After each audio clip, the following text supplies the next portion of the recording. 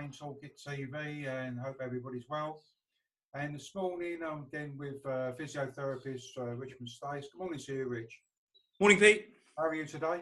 Very well, thanks. You? Fantastic, yeah, good. We had a blistering weekend, lovely sunshine, and over here in Essex at the moment, a bit dank and whatever, but I know the sun's due again, I think, end of the week, so I'll go with that. So yesterday, Rich, I thought I put out on your social media that we'd be having another In Conversation video today, and I asked people to send in some questions, and they was coming in thick and fast. Really, we had got 3 questions. So if it's okay with you, I'd like to go through each question. So there's 3 of them. So I'll go from it one at a time. If that's okay. Yep. Yeah. Yep. Okay. So first question is the text that came through. It said. Got nerve damage pain.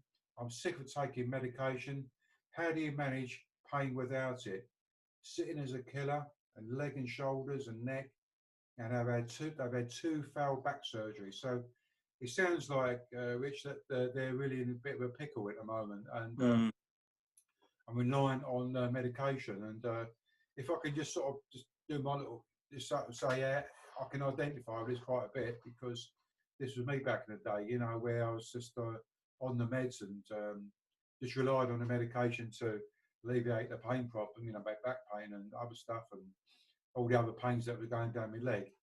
And I know I'm sounding like a bit of an old record, but you know, I've got to mention, you know, how I got better, and that was going to the pain management program, and where it wasn't really about medication. It was about, well, what can I do for myself, really? So they taught us how to do graded exercise, so starting off slowly and gradually building up how to pace themselves, some relaxation skills, etc. Like, you know, so for me, it's I think if you want to move away from this taking medication route, this is just for me, and it just seems like that's the way to go. It's about doing stretching exercise or getting active, etc., and a whole host of other bits and bobs, like, you know. But I think, what do you think? Yeah, no, I mean, you're right. It's a proactive process, overcoming pain, and it's the person that does it. You know, we're still very much entwined in the biomedical model as a predominant way. So most people will initially experience treatment, inverted commas, as seeing a doctor and getting some medication and believing that will be the way forward. The problem with that, of course, is from the outset, it means that it's passive. And unless that person is immediately given tools and strategies to use, then they might rely on those pills. And it doesn't take long for that association to come about. And it's incredible, because, you know, you'll talk to a lot of people about their medication, and you'll say, well, does it have an effect? And a large number of people will say, well, no, not really. So the follow-up question is, well, why are you taking them? And often it's the fear of what might happen if I don't take the medication. Now, to answer the sort of that question in more detail, around, you know, what shall I do with that? You know, it's a complex case. Failed back surgery, back surgery syndrome is something we know a lot about. You know, ultimately the start point is always understanding your pain, because from there then you can start to make decisions about what to do. But that person really needs to get in the driving seat. They really need to be in control and feel empowered and inspired to make the changes that they need to get better. And that includes all those things that you were talking about. But as I say, it always has to start with, you've got to understand pain and understand that it's a need state. It's your body in this state of protect. And by conditioning and by association, it just keeps going until you break the cycle, create new habits.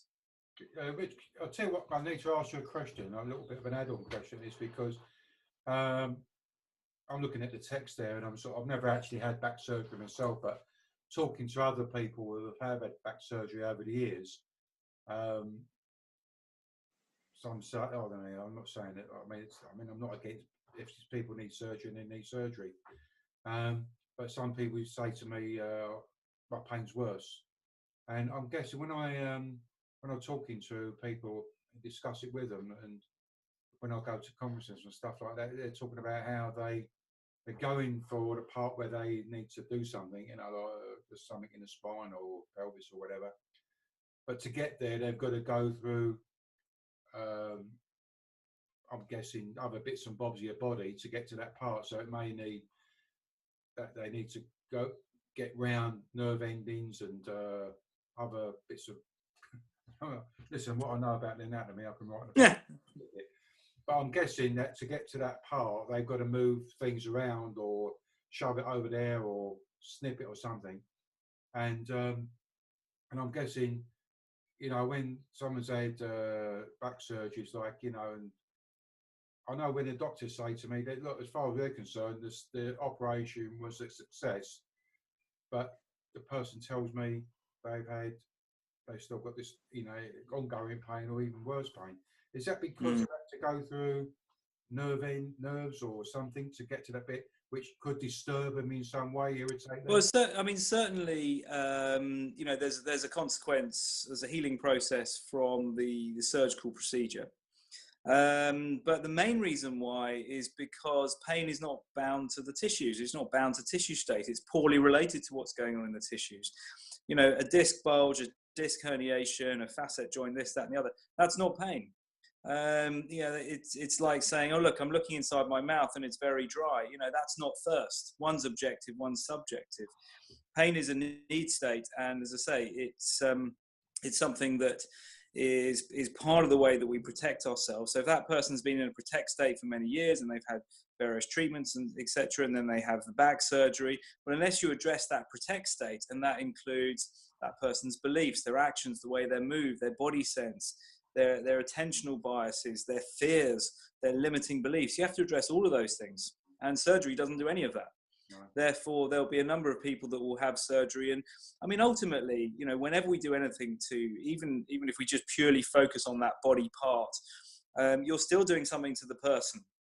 Now, what we want is an approach that overtly treats the person, so the biopsychosocial. But the problem is that I think you posted something funny the other day around this. You know, a lot of people say they do it, but they just don't. They absolutely don't. The focus always comes back to, you know, the search for a physical structure, doing something physical. Now, of course, you can't separate out these dimensions.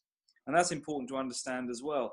You know, there is no physical without the mental. There's no mental without the physical. You're a whole person always. And even that the notion of mental health, I think, is a misnomer. I think that's wrong because it suggests that the mind is somehow separate and you can treat the mind without the person. Well, you can't, and we know that from simple things like all the research done on the brain-gut axis, as an example, or inflammation in the brain in relation to depression. You know, we know so much more now, and we have to address it as a whole person. So the back surgery may work, and it may be successful from a surgical viewpoint. It may be beautifully done, but will the person's pain go away? Well, maybe, maybe not. Yeah, I just pulled it up actually. Is it the biopsychosocial management of back pain? Is that the one?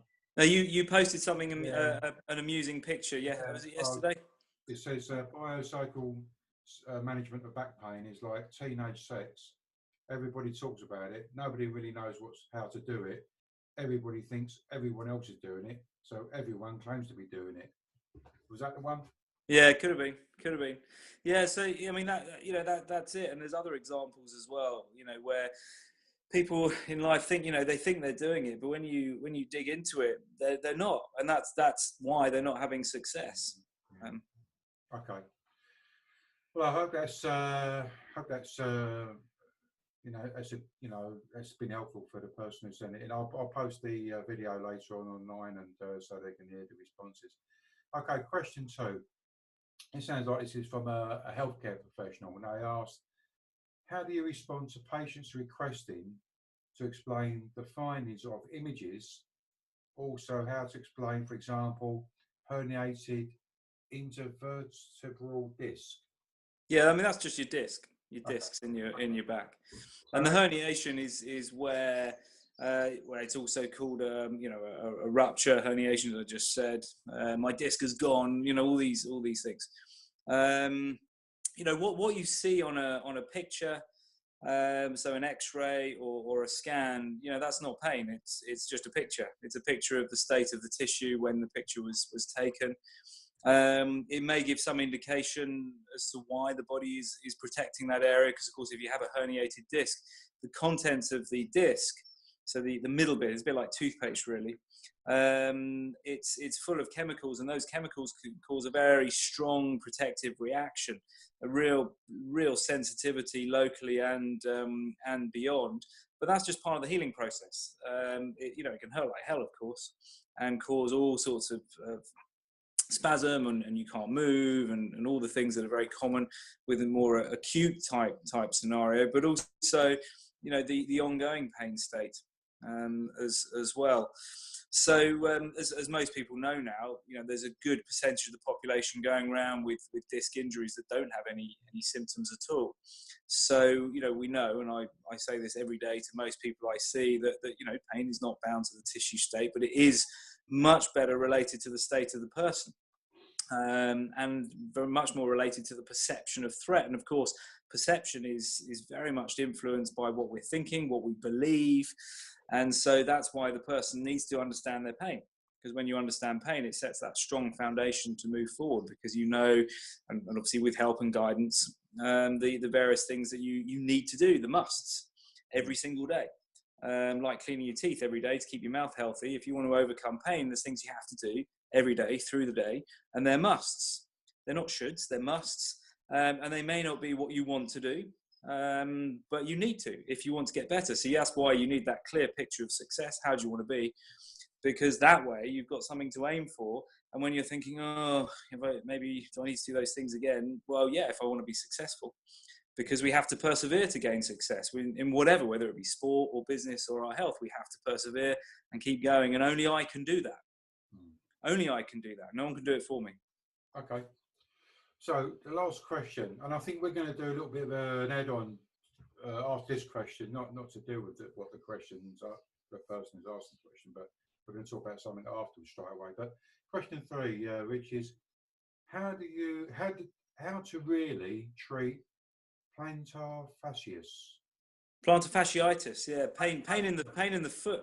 Okay, I was wondering because I can't pronounce it. I was wondering how. Yeah, it's a funny word, but it can be a real problem because having that sensitivity in the feet, you realise how much you stand and walk around, and when it's really sensitive, it can be really problematic.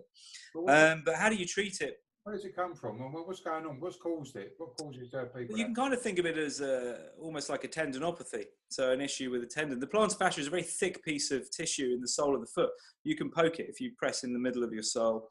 It's very tough, but you've got loads of nerve endings.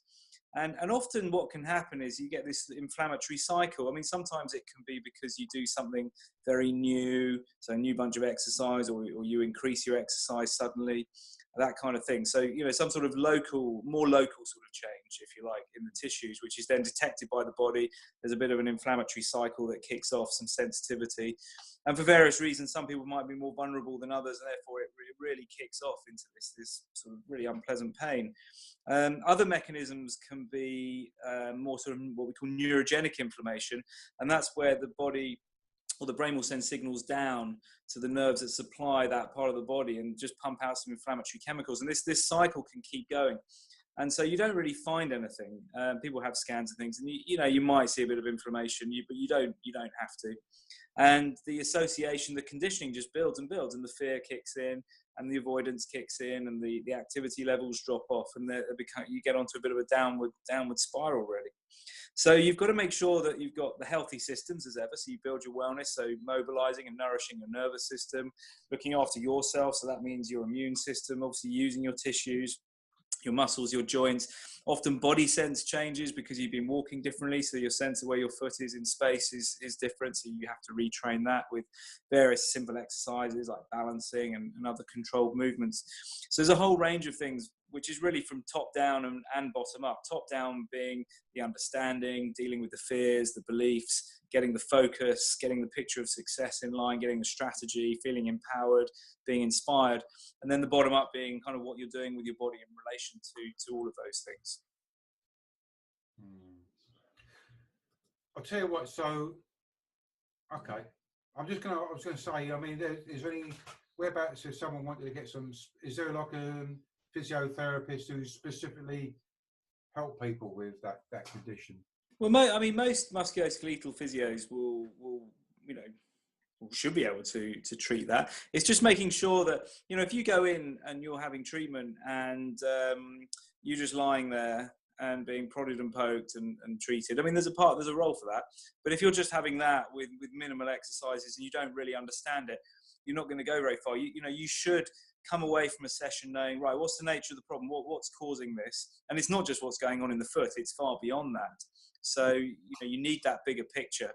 And say you should come away feeling empowered, right? Saying, no, I'm doing these things. And the exercises that we have to do to overcome a problem like that. And they're quite notorious for lingering on, so 3-6 months plus. You've got to be doing stuff 3, 4, 5, 6 times a day. You know, you can't just get up in the morning, do a few calf raises, a few stretches, and then think that's it. You know, you've got to be looking after yourself day in, day out through the day. And again, this is the needs and wants. You know, if you want to get better, you need to do that. It's taking action. You know, yeah, absolutely. Again, it's the shoulds and musts. You know, I should be doing it. As soon as you hear that word, yeah, I should be doing that stuff. That's a must. And unless you are doing it, you're not going to be successful. And then often people say, oh, this doesn't work. That doesn't work. I tried this. But when you dig into the story, you quickly see that there's just not been enough, because you just sort of weigh it up. You think, well, how much time is spent in this particular state? And how much time are you spending changing it? And when you literally tot it up, you find that it might be 10, 15 minutes in the day versus all the rest of the hours so there's a huge imbalance, and you have to address that if you want to get better. And if you do that, you can get better. Yeah. Okay. Listen, last thing before we wrap things up is conversation. I think we may have brushed on it before. I'm not quite sure. I know I was speaking to someone about this recently, and it's about where we get our information from. And you know, when I'm listening to conversations and people are telling other people about something gone wrong with them, you know, there's always something, my shoulder's hurting, or something, a tummy problem or something, or, you know, there's something, health problems that whoever they're talking to, that other person can sometimes, what they call, I'm not sort of metaphor, they sort of change into a metamorphosis, a transformation. They metamorphose into a doctor, because they say, I remember listening to someone recently, and they were talking to someone, listening, I was overhearing it, or I was there in the group, and they said, oh yeah, I've got a problem with my shoulder. The other person says, you need to get an MRI on that. And they say, well, what do you mean? Well, I had a similar problem, and that's what I had, an MRI. And it's like, you know, I know a lot of healthcare professionals think we get a lot of information from Dr. Google and other parts of the internet, but I think actually some of the misinformation actually kicks off before with our perhaps our friends, our family, or work colleagues. Is they do this to put their, you know, take their work clothes off, and all of a sudden the white coat goes on, and they become like an instant doctor. I mean. And I'll be honest with you, I'm being guilty of that myself. I'll say, yeah, I've had it. Yeah. And I think it's just, it can actually frighten people as well, thinking, oh my God, I need an MRI. It must be bloody serious, you know. I mean, would you say to people like that who go around, you know, like instant physiotherapists or instant doctors, etc.? I think, look, it's inherent in all of us to tell stories. You know, this is an important part of our existence, really, storytelling. And people like to, you know, offer opinions. You know, usually it's well-meaning, but the problem, of course, is that how useful is it? And bear in mind that pain is related to the perception of threat. Well, something like, oh, you might need an MRI, could be extremely threatening to that person, and therefore have a really sort of strong negative impact and sort of a nocebo effect, perhaps. But I think that this is a general rule in life, isn't it? We set ourselves a certain standard. So I want my life to be like this. I want my life to be great. But we have to be very skillful who we spend time with and who we are influenced by, because I mean, you know, let's use smoking as an example. Say I've decided that I want a much healthier lifestyle, and therefore I'm going to give up smoking. So I set that standard for myself, and I set some new patterns in place. I disrupt my old ones, and I'm doing really well. And I haven't smoked for X number of months. And then I go and hang out with some old friends who all still smoke. So their standards in terms of that are down here compared to mine. and therefore you're in there, and they start saying, "Oh, go on, have a fag, you'll be all right. Just have one, just have one." Now it's up to you then. Do you keep your standard high, or do you bring it down to relate to them? Now we all do this in different ways. I think smoking is just quite a good example, in that we will change our standards to fit in with whoever we're with. So you do start to become who you hang out with a lot of the time. And so we are influenced by partners and parents and people we work with and whatnot. And some people are more influenced than others, of course, we know that. So we do have to, it's a skill, it's a practice to take on board information and to process it and think, well, is that useful or not? Do I need to investigate that a bit more or not? And I think one of the issues when someone's been in pain for a long time is that there can be a drift into the protect emotional state quite quickly, particularly around this, because it's so pertinent. And therefore you lose that ability to be discriminative in making that judgment. So you might flip into panic mode really quite quickly, rather than think, okay, well, that's a load of nonsense. No, I'm fine because my doctor or my therapist or this is in charge and helping me with this, that, and the other, and getting me to feel empowered. And you're someone who doesn't actually know what they're talking about. So it's a skill, it's a practice. And I think one of the great things that we can do is to write our own scripts. So we all have a script, we all have our own dialogue, we all have our own way and approach. And so some of the work I do with people is about helping them to recognize what their approach to life is. What is the predominant script? What are your limiting beliefs here? Because we all have them, and they're just conditioned beliefs that we picked up through life, but they really impact on our success. So by breaking those patterns and shedding them, then we can create something new and head in that direction that we want. So yeah, we've got to be very skillful with listening to people and online and on TV and in the news. Yeah. Hey Rich, listen, we've come to the end of today's video, and as always, it's been a pleasure discussing some topics with you. I always find it interesting. Always like to learn things, especially from the physiotherapist point of view. We'll do another one soon. If you've got a question you'd like to ask myself or Rich about pain management, then just drop me a line either on social media or via the website www.paintoolkit.org/contact.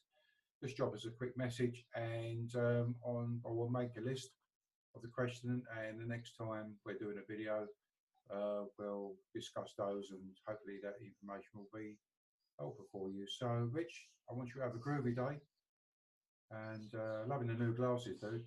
Thanks, man. Yeah, look really cool, mate. And hopefully the weather's going to brighten up a little bit later on. Don't think I want to get out on a bike later on. I've got a couple of things to do later on anyway. So it's been a pleasure, and I wish you a very, very pleasant day. Take care, everyone. Cheers. Bye.